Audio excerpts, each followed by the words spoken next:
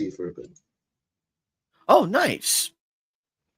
Hello everybody. It's Thursday. It is watch party day, and we are back again. Sponsored by unofficially by Pepsi, the America's #1 drink in the world. America's number, and it's the new drink. I'm sure the Pepsi company are like, what's going on?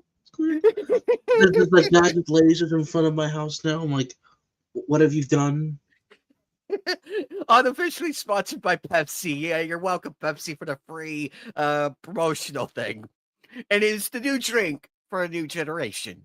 The joking aside, we are Give me back at some shorts and a white tank top. We're good to go. yes. We're back again after so many personal things have happened in the last 2 weeks. We're back again, better and stronger, and we're got everything squared. And now we're beginning our continuation of Dot Hack Sign with episodes 9 through 11.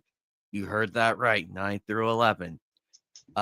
We did episodes 6 through 8 last time because I really had to go back and dig and see where did we leave off at before the 2-week hiatus. Luckily, I kept track of it. I have everything ready to go. The watch link is the highlighted chat. So if you want to come on over and watch Dot Hack Sign with us, you are more than free to do so. Just copy it or type it in the browser search, and it'll take you directly there. You What's do up, not. Sarah? Hey, Sarah Outlaw, you do not need a YouTube account or anything. You could just make a guest. You could just make a guest name, and that's it. You can make a guest name, and that's it. That's all you really need to be in the watch screen. Anyway, without further delays, we are gonna go ahead and play episode 9, and here it goes. There it is. All right, and away.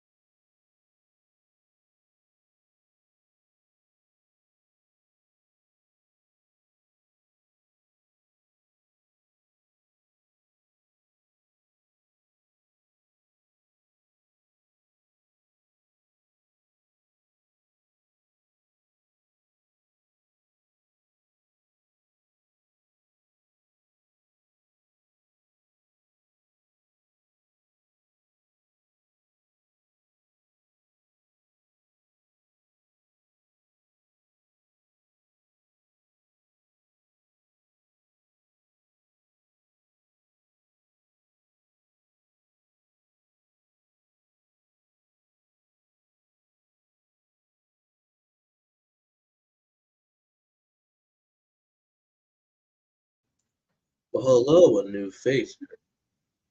Watch Dot Hack Sign. If you'd like to join the watch link, go right ahead. It's in the link in the pinned comment. Come and join the watch family with us. The reason we're not watching the main screen channel, but this is the panel channel. If you'd like to join us later for that, you're more than welcome to. And we will be providing some commentary here. Hmm,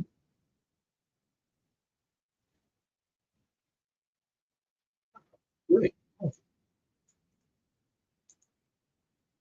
hmm.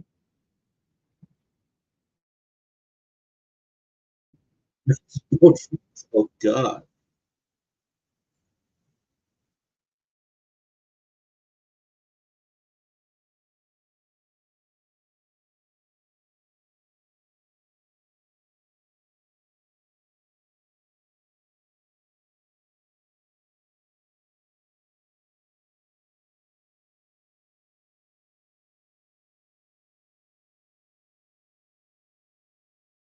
Wow.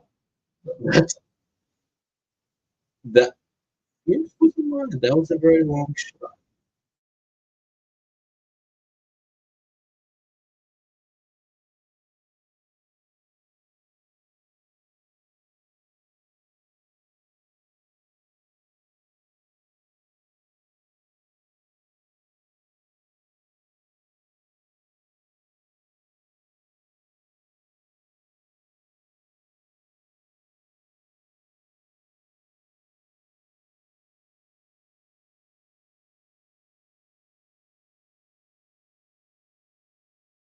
Uh-oh.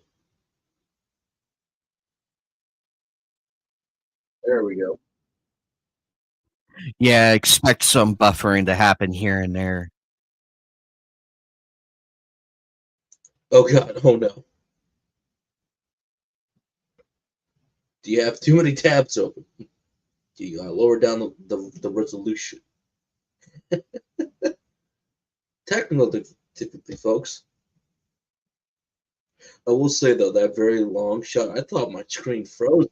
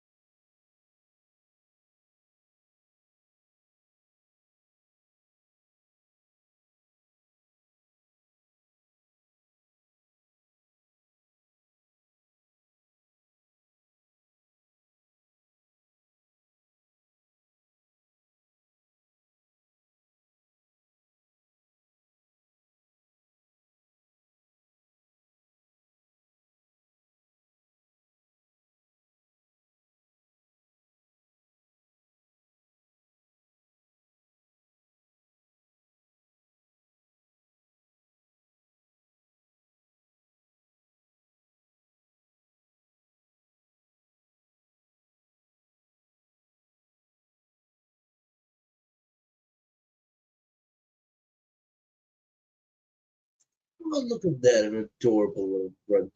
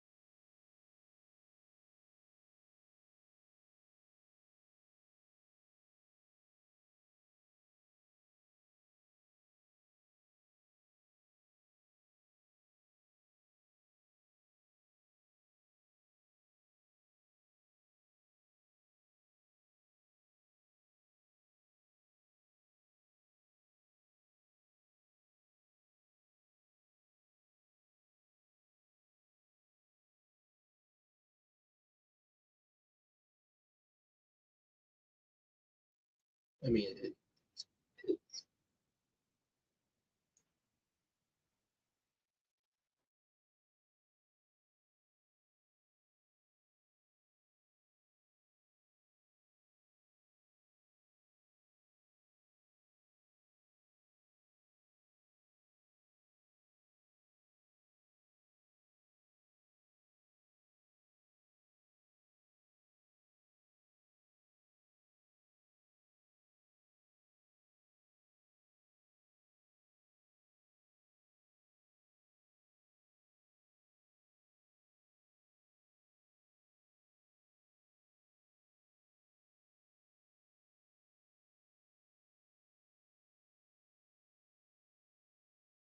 oh,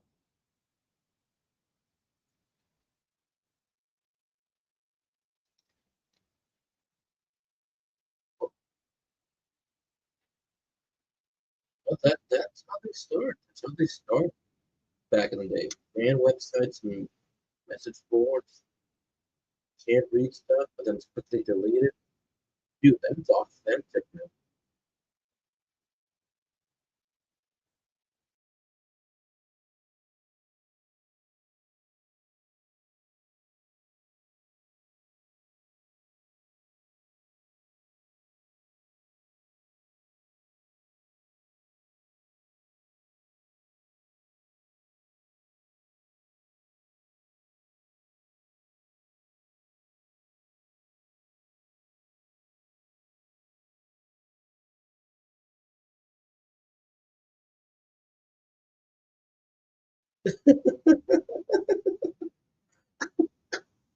Oh no.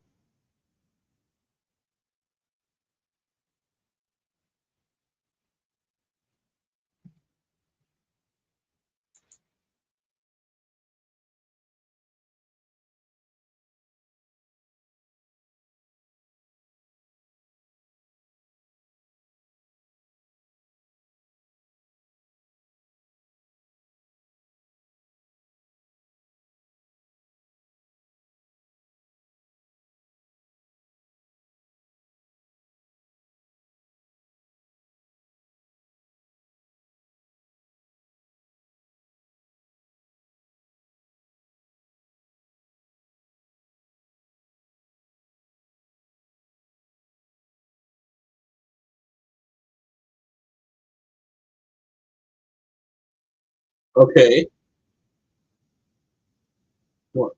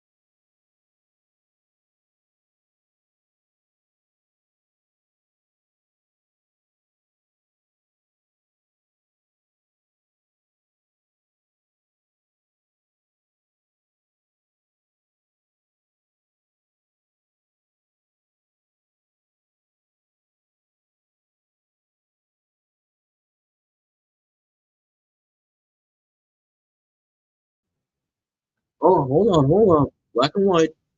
Reality. Oh, those colors.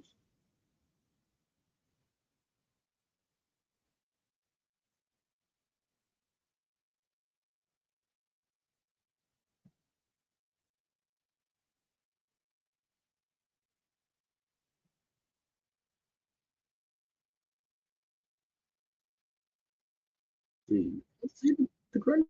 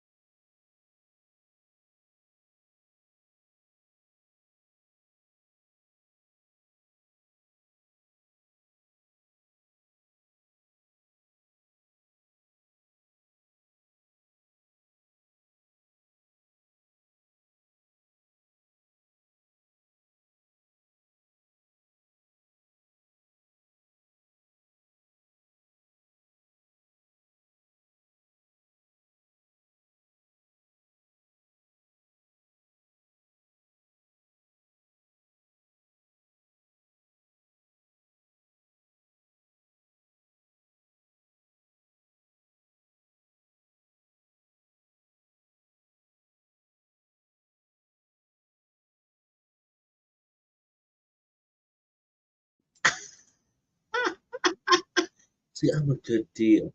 Like, oh, look at the poor little grunty. Wait, is that really the item?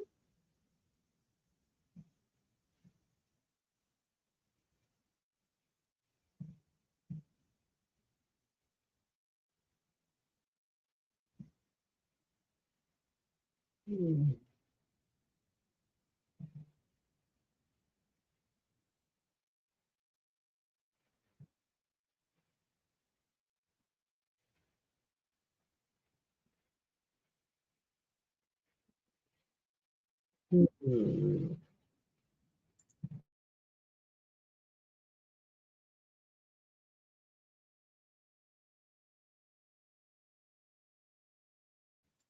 Well, shit.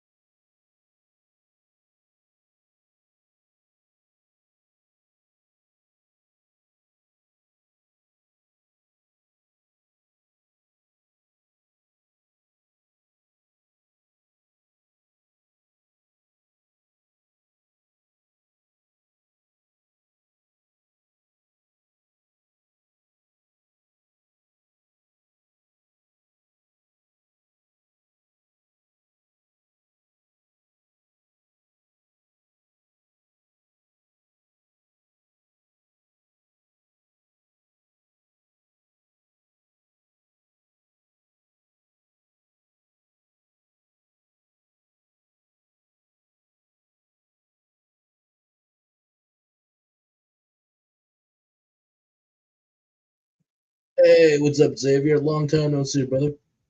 It's classic. Pretty good.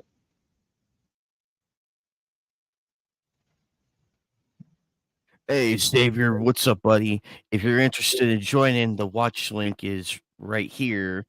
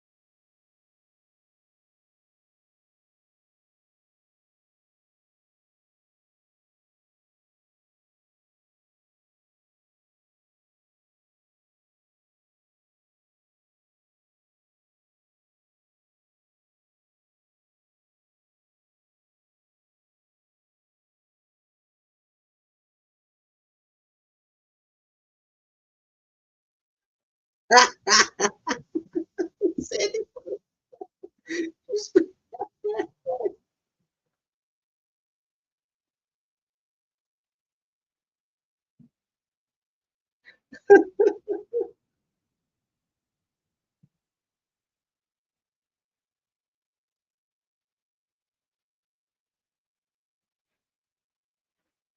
Oh,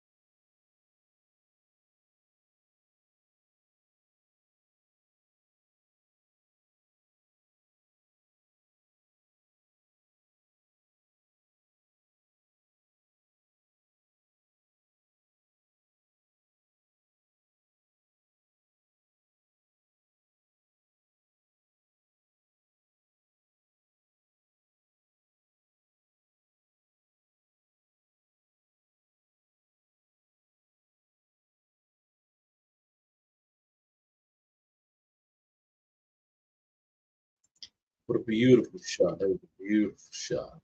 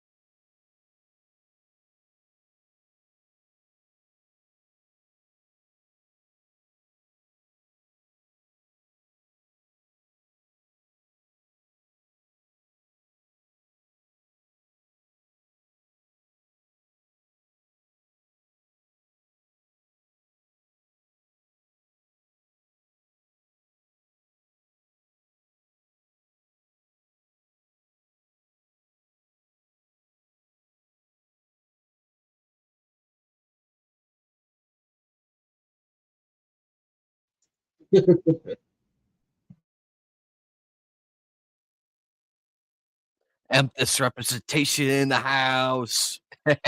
Joking.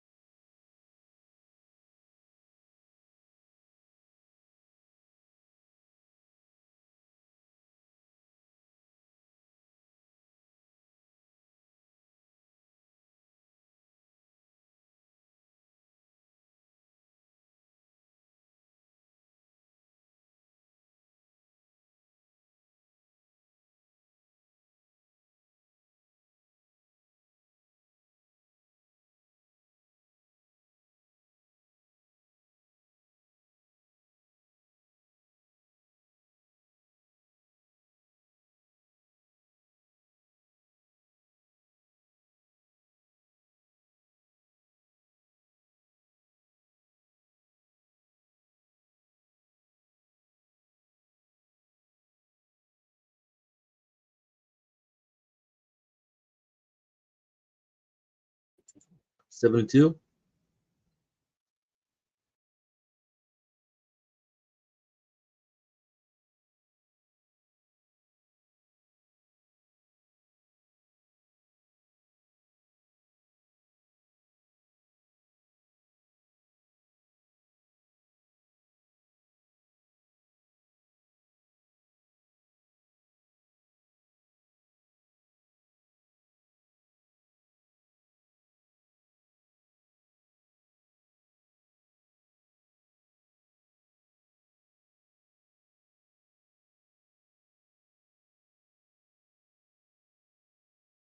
I was gonna say God, world without God.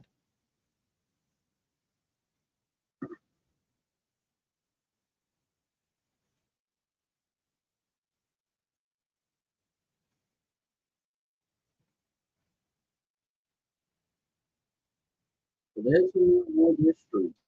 Right about that.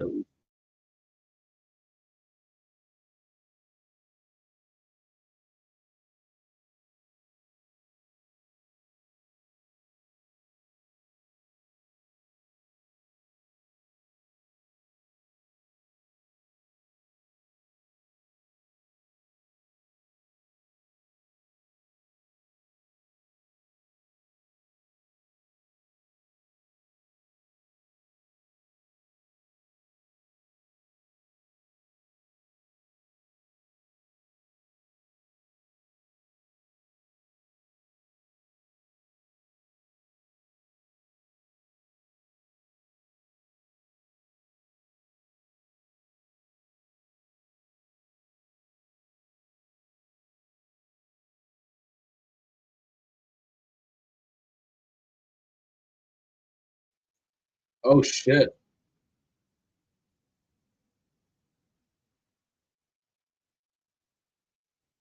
Oh,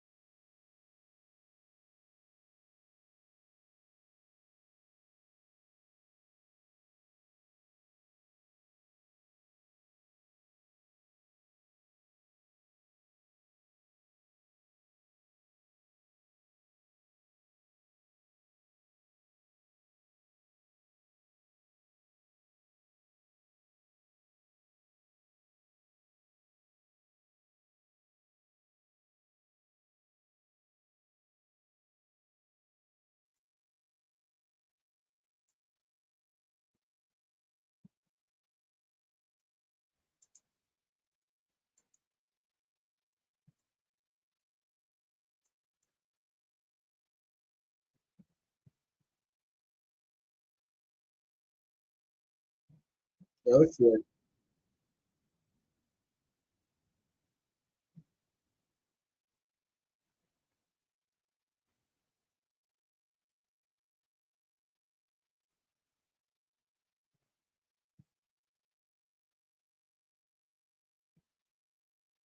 Yep.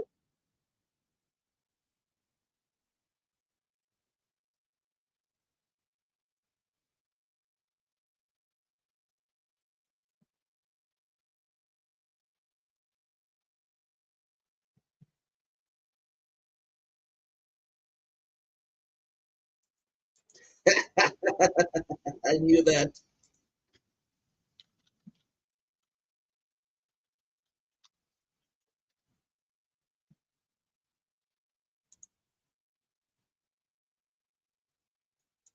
Dude, how have you not seen the apartment?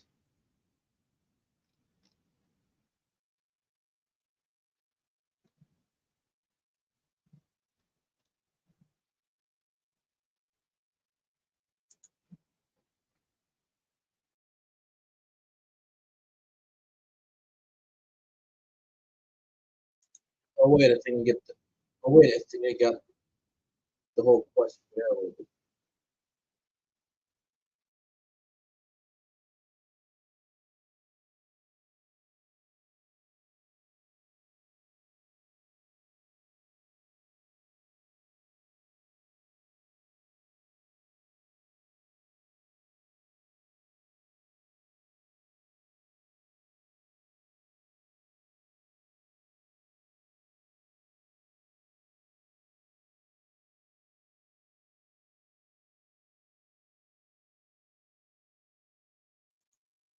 Oh shit. Story revelations. We knew it.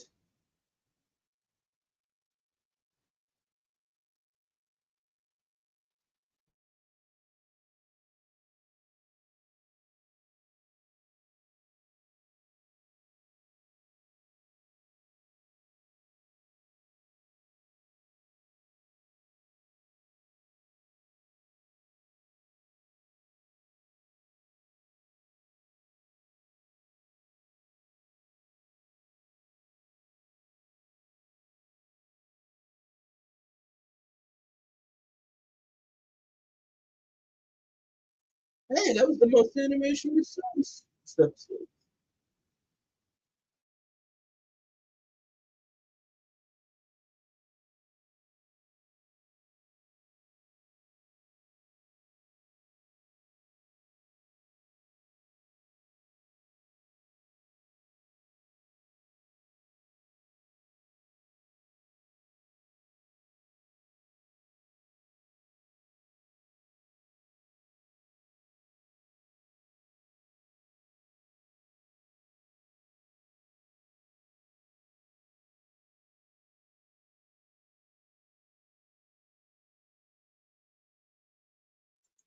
Oh shit.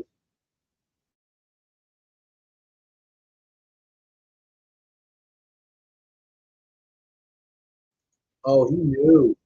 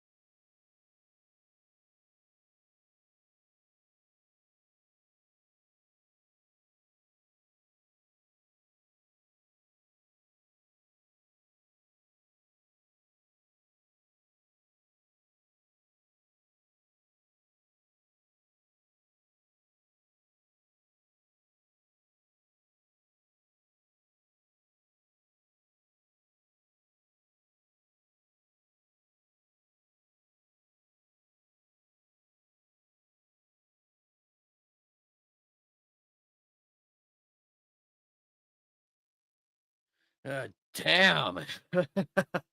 Oh boy, that was really something. Holy hell. Oh, my brain. My brain. I'm like following the question. I'm like, okay. The first How one would you was not know about the apartment? I'm like, oh, I figured I know what it is. Talking about a um movie. exactly. And that's what caught me off guard. I'm like, wait, it's a movie? Because I remember I and when you showed it to me, I'm like, oh, it is and the first question, it was Amethyst. It was one of the 12 it was one of the 12 stones in the And then I'm like, oh, in wait a second. I figured it out. Stone, egg, stand. They're going to summon something. Yep. Or to beat the thing, throw the stone. David and Goliath. Also, stone, David and Goliath. exactly. But that movie question really took me out. Like, Yeah, you were what? like, you guys should have seen it. He was like, wait, what? And then it's like Billy Wilder. It's like, what? Though that's the English dub. I don't know what it is in Japanese. It could be the same thing, could be different question. So probably ask Phoenix about that. But here's the thing that Bear said.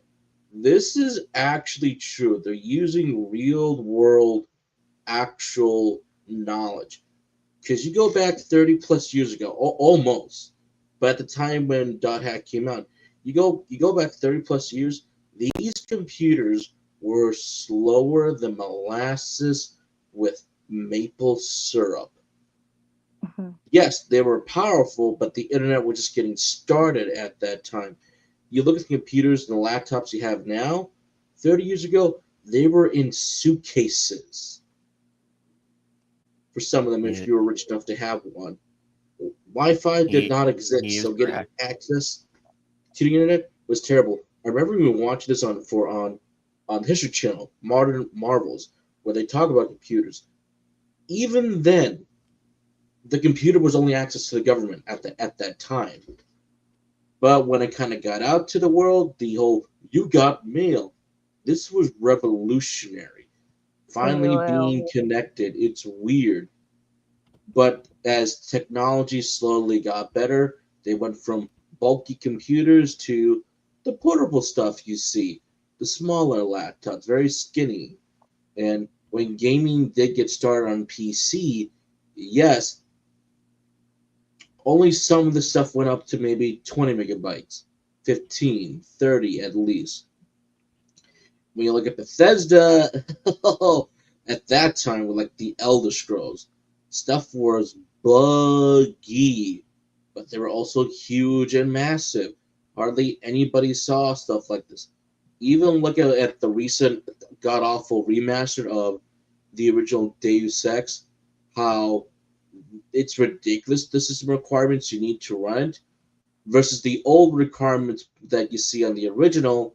Yeah, that's the original on the new stuff. But back in the day, running it must have been different. Heck, you heard the stories years ago. Can your game run Doom? Can your game run Crisis? These are the more modern games people talk about. But Bear was absolutely right. You look at technology then, it was different. Very vast, very different. Things were demanding, but not that demanding. Nowadays, things are. Hell, he even talked about I used to map things out with a pen and paper. I'm sure people did that back in the day. I'm pretty sure they did. Just to figure out where they've been, where have they gone, what the area looks like, especially for an event like this, compared to stuff that's like, oh, go here, do that, and look up on a guide. You gotta think about that back in the day. We did have guidebooks, but before we got to that, we someone had to do it. Yep, they had pathfinders and everything. That's where the pathfinders came in. Locals who knew the entire area, and they could probably walk that entire area in their sleep. And we went from that to where we are at today, to where we can pull it up at a push of a button. And but back then though, you had to rely on like hand drawn maps and everything and Be like, have I guidebooks. done this before? Have I been here? Maybe you're going down to the local arcade, comic shop, your neighbor, going like, hey, yeah, has anybody asked this before? Or again, go to fan websites, go to fan dedicated websites to those message boards and be like, hey, how do I solve this for say so and so game? You might not get a response for a while, but someone's like, oh, I've done this before. Here's what you got to do. That's what helped me out. Because even in the first episode where they're talking about the Twilight of the Key, this is so true. This is why I like these episodes, and why Dot Hack at the time of this release, it is so true. People hear a rumor of, again, let's do the infamous one, GTA San Andreas. Oh, I saw Bigfoot in San Andreas. How did you find it? I'm not going to tell you. That's an old lives tale at this point. There was no Bigfoot. There was no Bigfoot. It's just a myth. You're never going to find Bigfoot in the original San Andreas. You remember that one, right? Yeah, it was all the rage back then in like the friend circles, the gaming circles at that time. It's, Because you heard it from other people, and there was only like out of all the groups of people that I've been around, I want to say at least 25% of them knew the actual thing. But you really have to know the guy to learn that info. well, like how certain games you could do, certain things you could do, different uniques and techniques. Some of them were true, others were false. But the fact that we're talking about the Twilight Key, that the first thing that appeared upon was on a fan website on the message board in German. This is where my brain went. Nope, that's fake. There's absolutely no way. And then it's like, well, no one could read it or anything, or not to read it. And I keep going. Then, then how did it start? How did it go? Who posted it? That's what my brain kept going through in that episode. But I kept thinking, this is how the rumor started, where everybody goes, "Are you sure he was even there?" And how one of the females, not BT, the other one, she goes like, "Well, we got to find someone who even saved it." I'm like, that's how it starts. Hmm. Or an example, you hear say like let's see, Well, Pokemon there's another Emerald, one that a Pokemon recent example. Emerald, Pokemon Emerald was the popular Pokemon game at the time for the Game Boy Advance. Yep. I remember it was in my English classroom it was in the English classroom at the time. One of my friends caught a Feebas, and he showed it to everybody, and they're like, "Oh, cool, where'd you get that?" And it's like, and he gave very vague instructions. It's on one of the routes. It's between 100 and everything, like what route between route 100 to 400, but it's near a waterfall. And everybody they pulled out their Game Boys to look this up, and a lot of people had a tough time with it because Feebas is very difficult to get in Pokemon Emerald. Because it only appears in certain squares, and the chances of it are very slim. That's what makes it so difficult. I remember Funny stuff how like funny it's funny how how things start. mhm. So I like those types of things. And when you think about that, it's not true. Nowadays, we can easily debunk stuff saying that, oh, it never existed, and people weren't meant to find stuff. Developers coming up being like, oh, no, it's in there. You guys haven't quite found it quite yet. Like in recent example, one that was fake, people thought was real. In one of the European versions of the game, recent examples, in Near Automata, that people were in the copy city for one of the missions for the main storyline, and suddenly someone glitched out of the game and it went to this church, a church that no one could find. No one knew how they got in. There was some hidden dialogue that was meant to be done by A2. Someone was in the middle, and it's like, was this cut content? It's like, whoa, this is cool. This is insane. And people start to ask Yoko Tower about everything, and then he's like, go to my link. And then it's the most Yoko Tower shit ever. And he basically went, I got nothing to say to you. Okay? So people tried playing their version of the game, trying to do exactly how they get in, couldn't get in. What happened? What's going on? Well, people got duped because it was just a fan mod. People got duped by a fan mod.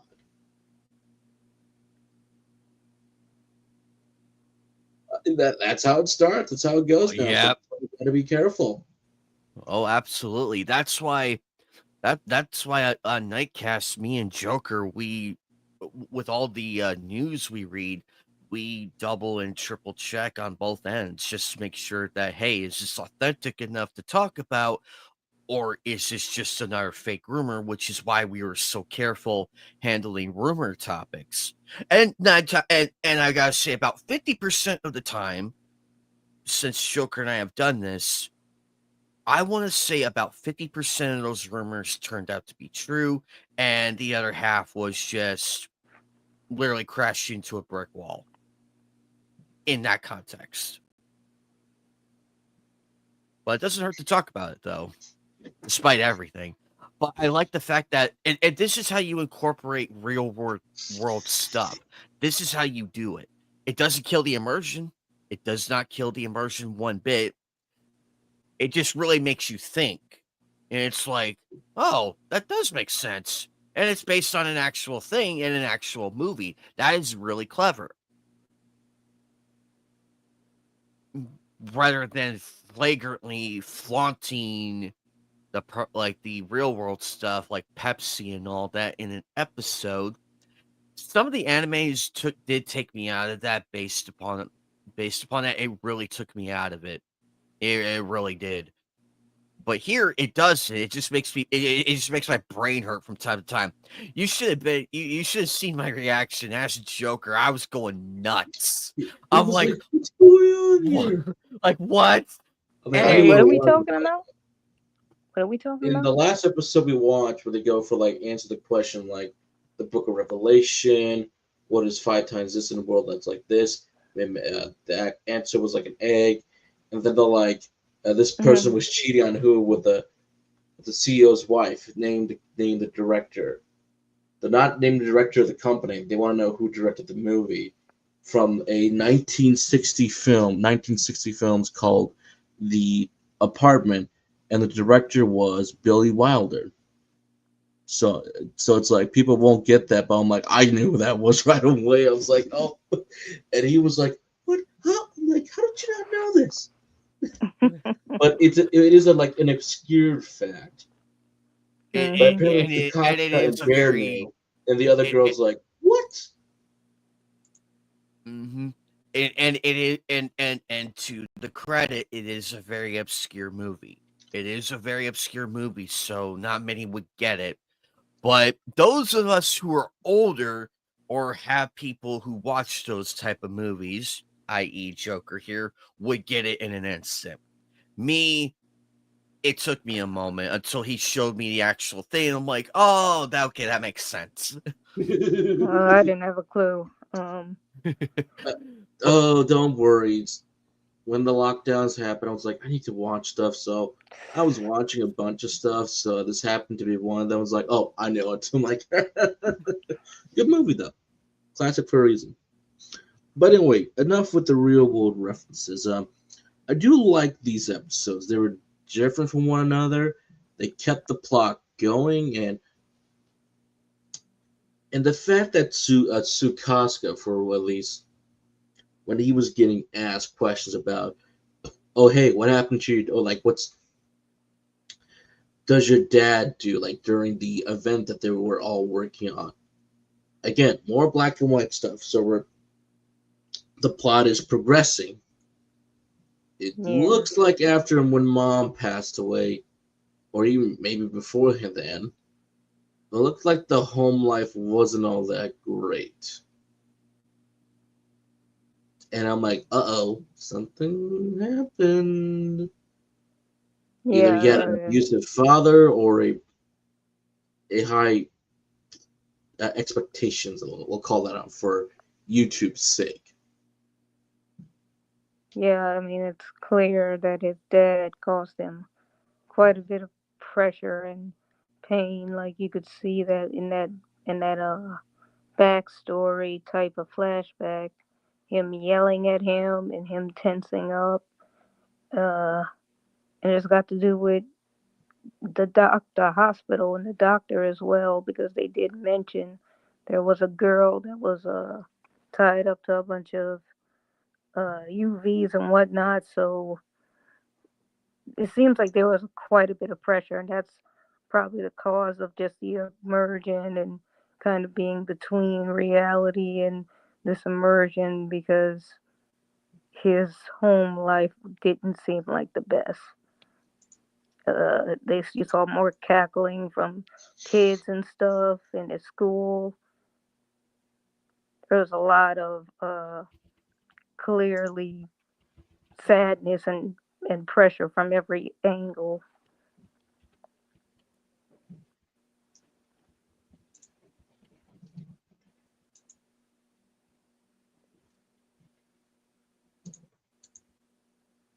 Exactly.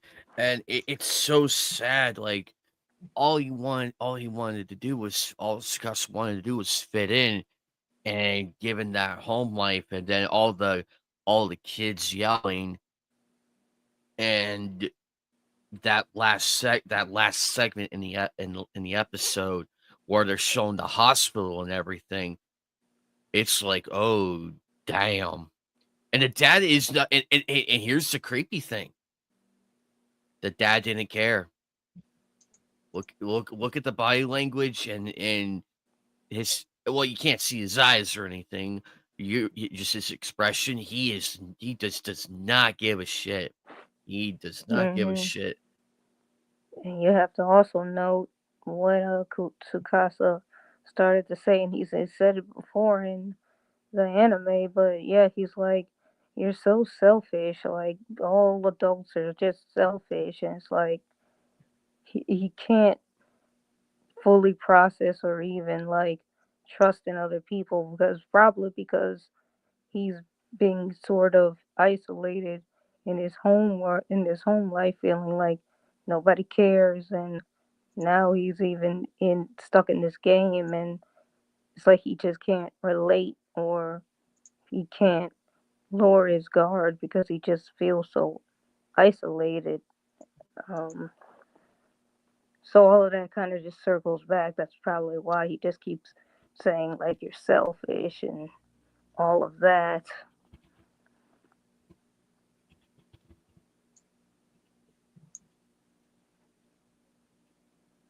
But I mean, still in all, like that episode was quite heartwarming, seeing how they were all kind of trying their And best getting to back get. to being friends again with Mimaru, Bear, Tsukasa. This is interesting what they were doing, and then once again Sora cuts. It's like, Tsukasa, where are you?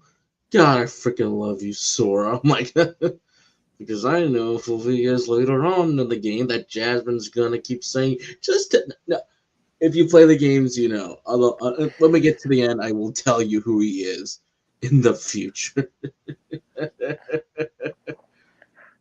So people do pop up a bit, but also at the same time, this is also part of the stepping stone for Tsukasa, because Mimuru says, "Do not rely on the Guardian all the time. Rely on us. Rely on your friends." So within Hmm. that brief moment, he's like, "Yeah, selfish. Everyone's selfish," and she's like, "You're being selfish because you rely on the Guardian." And on your own independent skills. You rely on that thing to do the fighting for you.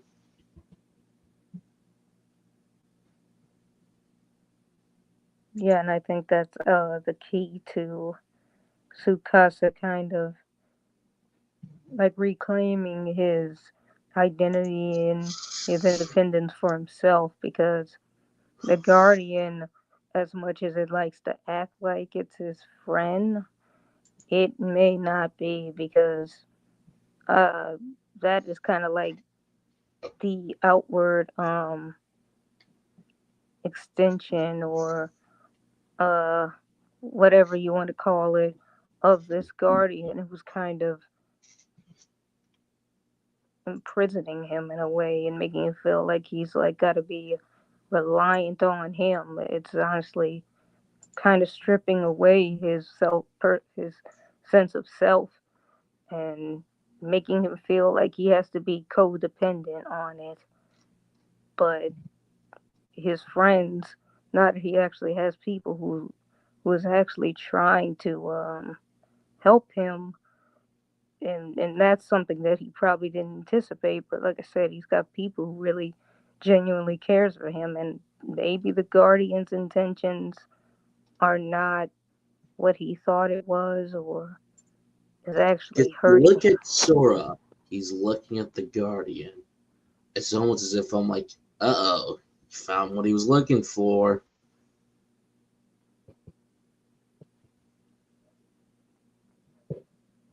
Yeah, and I actually really enjoyed episode 10, I believe it was, when they actually explored more of Bear's backstory. And Yep, that was pretty much a bear-focused episode, actually. So I actually enjoyed him a lot. So why don't you take this from here?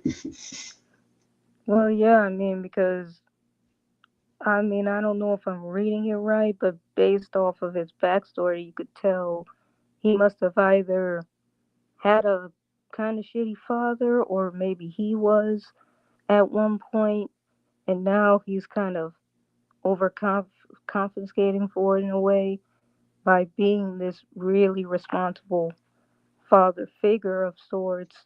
But there's the other side of that, where he feels like maybe he's overstepping, or maybe he made a mistake because he kind of inadvertently pushed Tsukasa away a bit, because he felt like he was kind of preaching to him of sorts. So he kind of felt like, well, maybe I should just back off. But um, as I forgot what her name is now. The one with the Crimson Knights. Uh,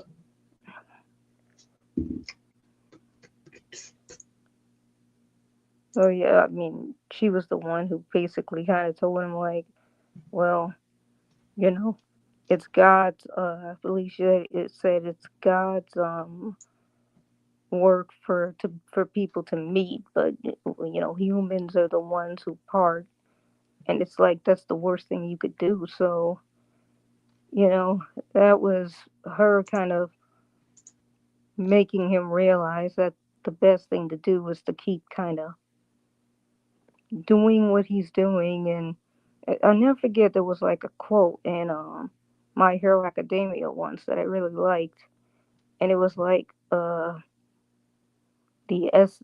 essence of meddling is somewhat being a hero. And it's kind of that way with him, where he wants to make real connections with people, and it's like he's making up for something that happened in his real life. So I really enjoyed that backstory, because I felt like I got to know him a little bit better and understand him. And you even saw like the different the benefits and somewhat of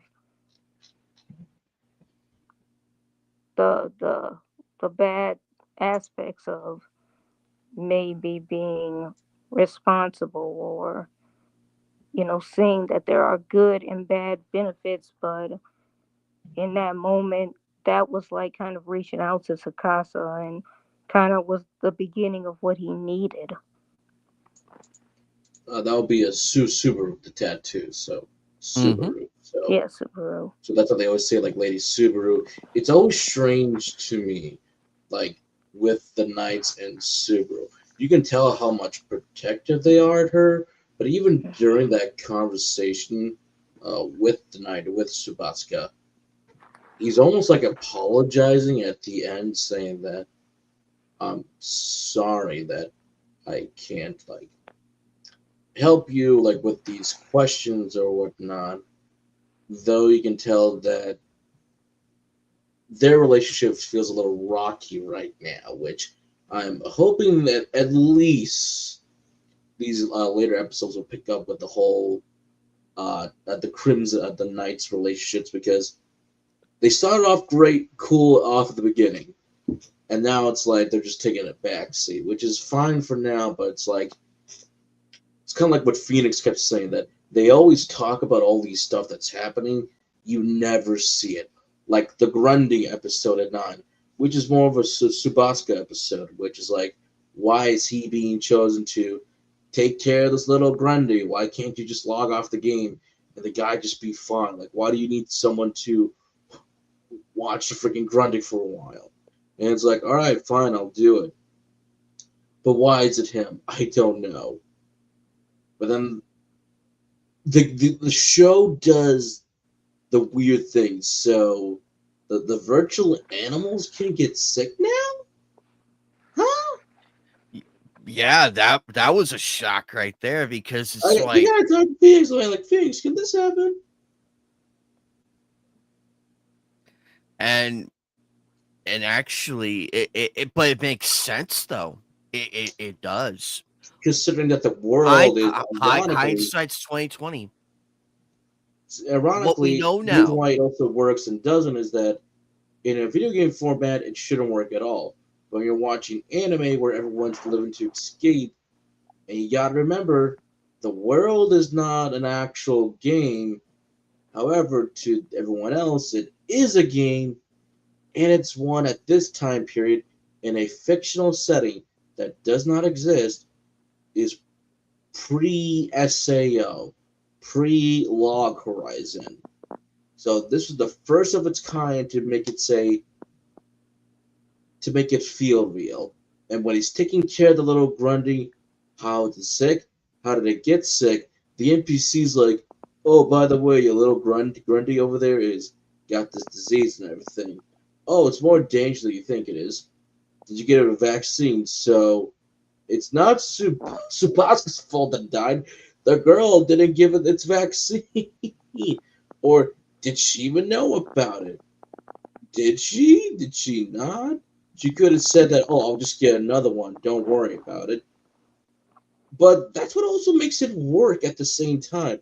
He made an attempt to go save it, to get those darn cherries for him. But he also said, why is it me, though? Because he said, remember this, he felt cold getting the cherries in the setting that with the blizzard in it. He felt that the Grundig felt warm when he held it, when he touched it.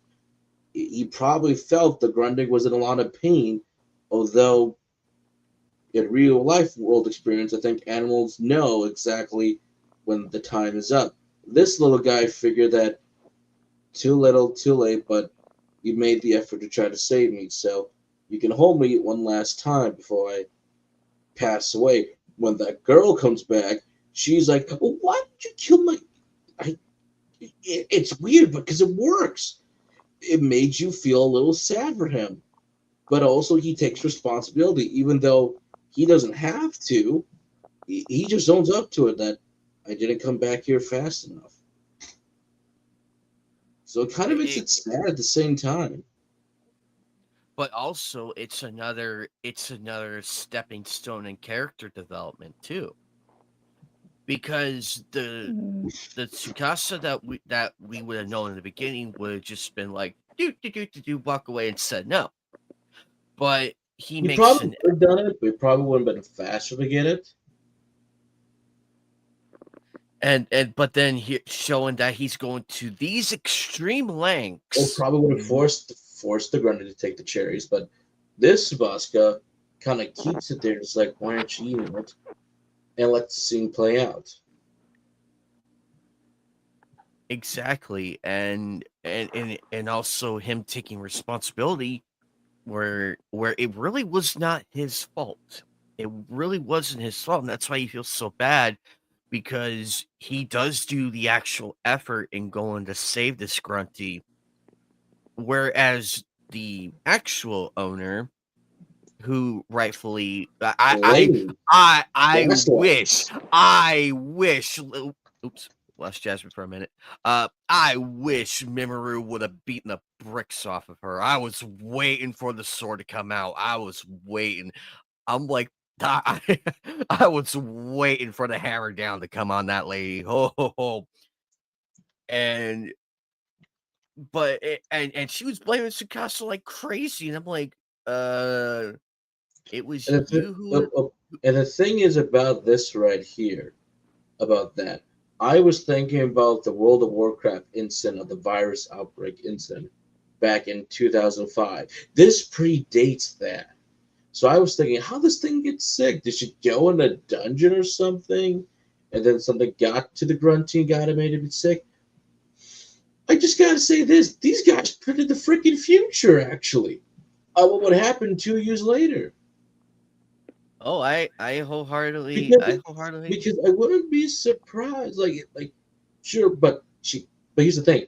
We don't see this thing get sick until Subaska walks down and is like, tries to feed it. It's like, oh, the grunty's sick. So how did it get sick? Nobody knows. Keeps the mystery alive. And this is back in 2003. The World of Warcraft launched in 2004. For a while, at least. The virus incident happened a year later. The only reason why there was a virus is because there was a bug they forgot to program that once the player left the dungeon, they would be cured of the disease. Their pets, if they had a pet at that time, companions, they forgot to remove it. So when everyone went around with their pets to all the different areas and locations, things start to spread, and spread. Sure, Blizzard tried to fix this. They did, but they quite weren't fast enough. And when the virus kept on spreading, you saw like all these dead players, all the dead NPCs. This was fascinating to see. And because everybody kept going in, it was like, dude, look at this shit. It just kept spreading until they finally patched everything. And it's like, it's fixed. It's back to work. And ironically, at that time, the CDC wanted it.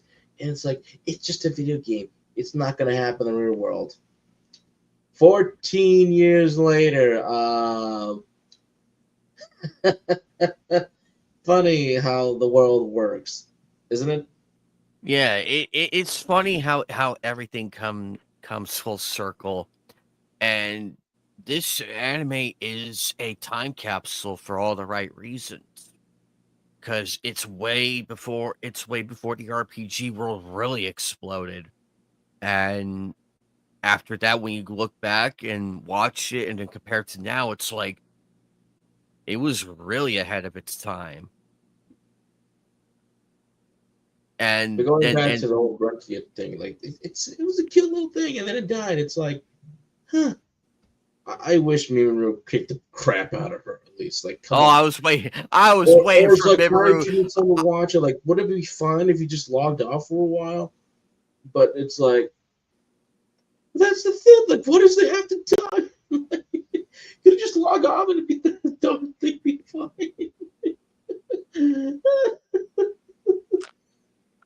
Yeah.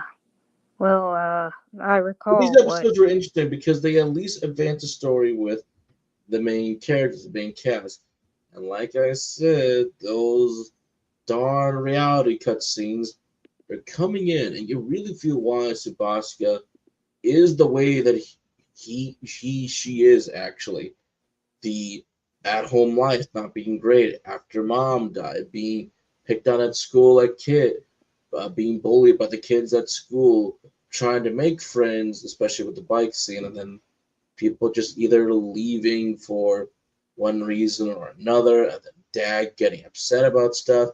I wonder why he's isolated, feels loneliness and everything, and why every time we're with that girl he's with all the time, the mood changes. Remember, Dot Hack Sign is not an action adventure show. It's more drama, thriller, mystery with a bit of that wonderful art house setting. But that being said, remember how I said I kept thinking that the screen was freezing? Holy crap, episode 9, you can tell they had to really hold on to several different shots and let them play out. I felt like half the time my screen was frozen. I'm like, did something wrong? My screen? That I was the I noticed thing. I noticed it too when you mentioned it, and I looked. I'm like, yeah, I That noticed it long because monologue you don't notice it until someone mentions it. You don't notice it, but with those with artistic eyes like Joker and Jasmine, they would see it right away. that long cutscene with BT and Krim on like this skeleton thing or ship. I was like, this is a really cool shot. This could be like in Dune and Mad Max and a few other post-apocalyptic, but it kept going and going. I'm like, is my screen broken? Like I'm moving the mouse. I'm like checking the tabs. Like, no, this is an actual scene. And then I see Krim move. I'm like, oh my god, it was a freaking one shot just holding it at this beautiful golden hour sunset. It's like, this is beautiful. But I was like, man, it wasn't And mine. you wouldn't and if it was your screen and everything, and of course mine too, I would have said something. I would have said something too. That's another key factor. You would hear something from me, be like, "Hey, is your screen frozen too?" And then But it Yeah, that happened was that's one again of the in the chat. I reasons. was like, oh my god. That's one of the reasons why I loved episode 10 because you could see that the animation, the budget there kind of spiked up a bit. There was a lot more movement, seamless movement, and there was a lot more detail on like the characters and whatnot. Unlike maybe some of the animation you get with this show more often. Sadly, that does happen. You gotta wonder if this was not those essential episodes, which is fun to have. So gotta be creative. Like even like in episode 1 where they did all the POV shots or turning the cameras around. I'm like, yeah, this is fine for a while. And then you start to see them go up to those extreme close up on the faces, just to limit the animation budget, or like Sora was the only one moving in a couple episodes and jumping around. Either they're like 3 to 10 or like to believe it was episode 8 last time, where Mimaru was just waiting for Spaska the entire episode, which is understandable, but at the same time, not blaming the animators, blame the higher ups to if this was just a tight episode that week, it was understandable. But sometimes that can work to your advantage. Like take a look at Dean Justice Evangelion for several shots, where they just held on to things because they had to for certain reasons. And it's like it does work. It does have its place if you use it correctly.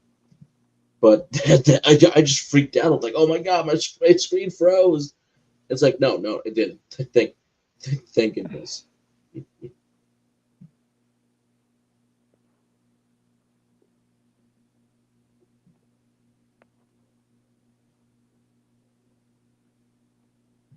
And I would like to say this, if either of those two noticed it, they also did the opening song.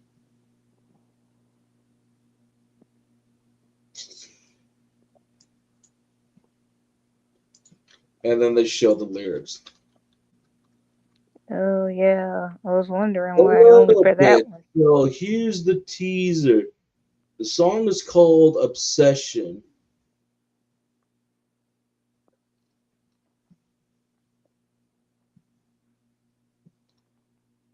That's like the main song. The main song is called Obsession. And typically speaking, they weren't meant to see the lyrics quite yet. but they showed it off for a little bit. And I was thinking, oh god, that is one massive spoiler for the end. Because typically what I've been told, at the end of Dot Hack Sign, that is what you're meant to see the final lyrics, what they're actually meant to be.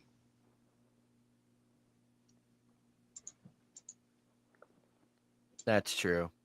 But overall, these episodes really bridged a whole lot of things. Despite the weird animation thing in episode 9, it still holds.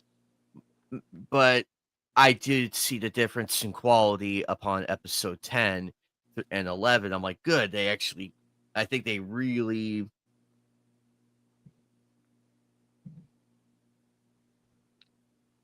I mean, yeah, considering this was the same studio that did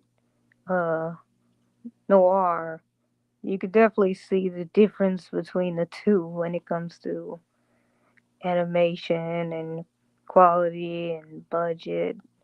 Maybe it's because this one came first. I'm not sure. Nope, Noir was back in the Nope. was earlier than this, so probably Noir was planned out a bit more better. Oh, And so probably Noir. with Because remember, in the one scene when they're in New York, they were showing the Twin Towers. they were like showing the That was right before 9/11. That episode was right before 9/11.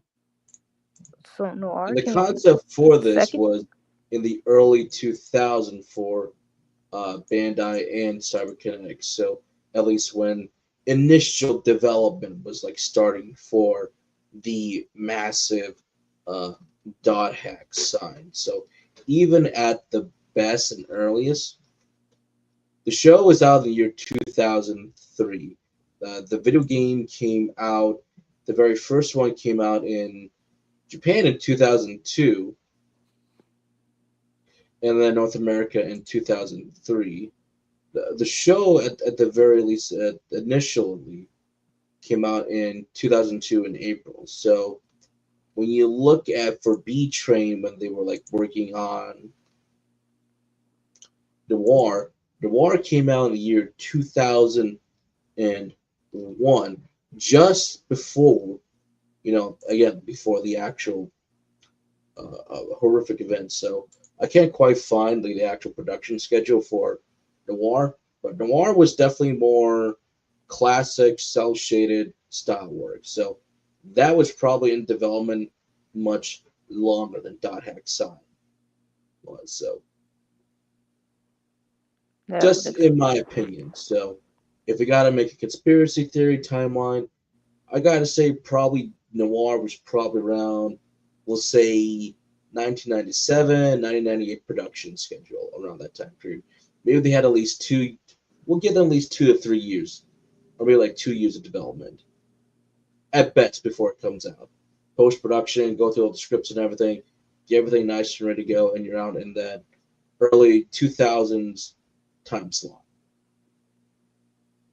And perhaps you have the A team working on Noir and the B team working on Dot Hack Sign, with some of the A team guys coming in later. So that could have been a thing too. They had an A team and a B team. So Exactly.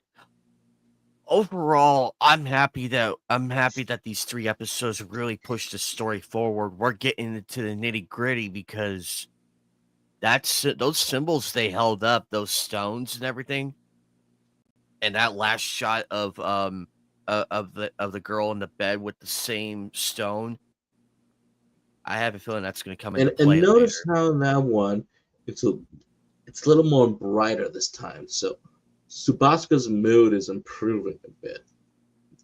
Because beforehand we get all these different wonderful different colors of your reds, your grays, your blues, your dark harsh shadows. So definitely not in the right mind place. Now after this episode, he's kind of back in that right mind place again. So it's like good. But I have a feeling with the girl moving in that early episode of 11, I'm like, ooh, something's going to happen in the near future. Because even though he's probably dreaming, he's hallucinating, something's going to happen. Count on it. Oh yes, it is coming. But we shall see what happens in episode 12 through 15, because we're really getting into the midway point of the series, and all the pieces are coming together. Their investigations are going, and also I think with when Tsukasa summoned the beast, did you see the way Sora looked at it? That's why I He said it. When he looked at it and he saw the ring, it's like he found what he was looking for. Now how do I get it? Uh, but I'm excited to see what episode 12 through 15 is going to lay out, and how far along we're going to be, and in the hopes of solving this mystery. But all in all, Die Hack continues to prove why it's superior to SAO, Log Horizon, and a few others, because it ties in real world a lot better through creative means, and it tells a very fascinating story. But I'm excited for this adventure, and I cannot wait. Hopefully the animations are a little bit better, because oh boy, episode 9 was rough. Holy crap. Phoenix, you were not wrong. You were not wrong. I just had to look and see. I'm like, holy crap, he is not wrong. Next time we see Phoenix Joker, we're gonna have to ask him that question about if the questions were different in the Japanese dub and what they were referencing. I 'Cause it makes you wonder. we'll see. Okay. But final thoughts, guys. What did you think? I'll start with I you, enjoyed Deepen. this. I only fall partially asleep just to stay a little awake. So, but I was able to see what I saw on another website. So I'm like, didn't miss too much. But I like that we're back into this again. Very good. I like the time when you have a good writer, good director, you're able to push the plot a bit forward. But remember, the show dies by its characters, and thankfully the Dahak characters, they're interesting. At least the sign crew are a little bit. So, and I'm glad we're getting actual development while revealing a little bit more of the real world mystery. What's up with Sabatska outside? But even Barry got a chance to shine because everybody's been there before with the parent, or at least someone has been that being a little bit too overprotected. So it's like got to pull back just a little bit. Hey, Yeah. He continues to probably be my favorite character. I just think he has the most character work put into him, and more complexities between being that overbearing parent and understanding that sometimes it, it actually it actually can be hurtful and challenging to try to kind of uh kind of like understand that sometimes you just have to like know when to give and when to take. But yeah, this show continues. My favorite aspect of the show continues to be the whole real world uh challenges and putting more emphasis on that stuff. Not forgetting that it's not so much about the game; it's about the situation and trying to figure out a way out of it. So to this day, that's one thing that I think is missing from isekais, and it continues to be my favorite part of the game. I mean, the anime. So yeah, I'm looking forward to the rest of it. exact exactly that. Um anyway, guys, we are gonna get out of here. We had a fun time tonight. Um Really amazing to be back doing this again after a chaotic 2 weeks of everything, but we're back in the saddle. Cannot wait to continue this. Tune in next time for more watch parties, and also, as always, I'll post a watch link so everyone can join. Thank you to everybody for showing up. Thank you to Jasmine for showing up, and of course, Silent Joker. We will be back again soon. Tune in next Wednesday for Nights the Anime. Nightcast, and Nights the Anime Table on Sunday, Nightcast on Wednesdays, and the Watch Party on Thursdays. And with that, we're gonna get out of here. Bye, guys.